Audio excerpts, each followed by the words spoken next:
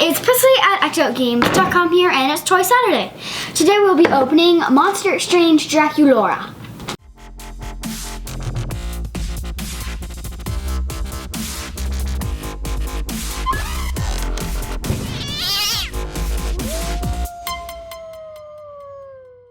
So in less than 2 weeks, we are going to Japan, and I'm really excited.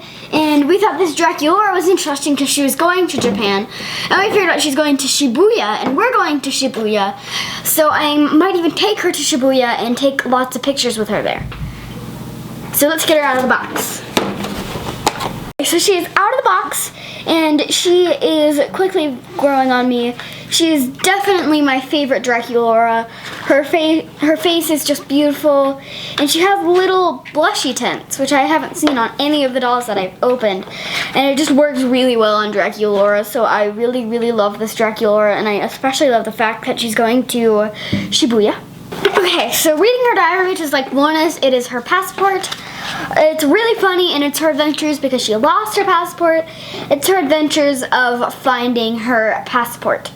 So the first thing I'd like to note is the first part is her passport. And in the picture day Draculaura, her picture is she's just her floating earrings because she doesn't show up on camera. But her passport shows her face. So I wonder if they have some sort of vampire camera picky-uppy majig, or it's just, or I guess the people who did this just didn't really think of that at the time. I don't know, it's probably the people didn't think of it at the time, but who knows, maybe they have magical vampire cameras that pick up vampires. So it's about her trying to find her passport, and it's written in cursive, which was really hard. And I kept reading Abby as Ollie, and I'm like, who's Ollie? Like, who's Ollie? I don't know who this is. What? There's no Ollie in Monster High, is there? And then I like noticed, I read the word Abby over and over again. I'm like, oh, it's Abby, it's not Ollie. Okay, I thought Ollie was someone's pet that I don't know about or something. So it's really funny. They find a box labeled passports, and they shake it out, and there's passports from like 100 years ago, 50 years ago, and apparently in one of them she had a really weird hairstyle that was a phase that Draculaura was going through when she was a long time ago. And at first I was really confused about, wait, what? Why is her passport from 100 years ago? And then I remembered she's 1600 years old. So she's a vampire. She lives for a long time. So now let's talk about her accessories. So her first accessory is her suitcase, which I put her passport in. It's in the shape of a heart, and it's black with a pink heart and bow on it. So that's her suitcase, and her passport is a little cardboard printout which says passport on it.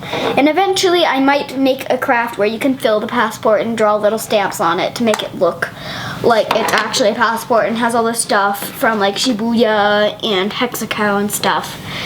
So now I'm going to move on to her outfit. So the big thing about her outfit is her bow. So it's stuck to her head. But anyways, the big thing you'll notice about her outfit is her bow, and it's a big kind of fanny bow with a heart in the middle. And then she has this thing hanging off of it, which is a stick with lots of bats hanging off of it. That might be some sort of Japanese thingy-bobber, probably some sort of Japanese thing that I haven't heard of yet. I'm probably going to figure out what it is in my trip to Japan. And also she has a big lump in her hair because of the bow.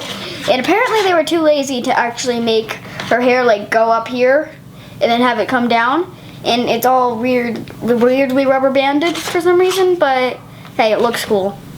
And if you're displaying the doll, the back's against the wall, so you don't really have to worry about that much. Anyways. So her dress is actually a Japanese kimono, which I think is pretty cool. I really like the idea of her wearing a Japanese kimono and stuff because she is going to Shibuya after all.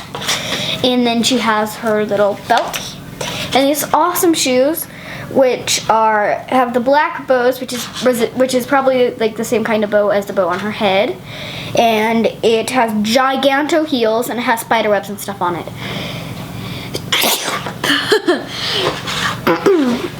I want to talk about the doll herself.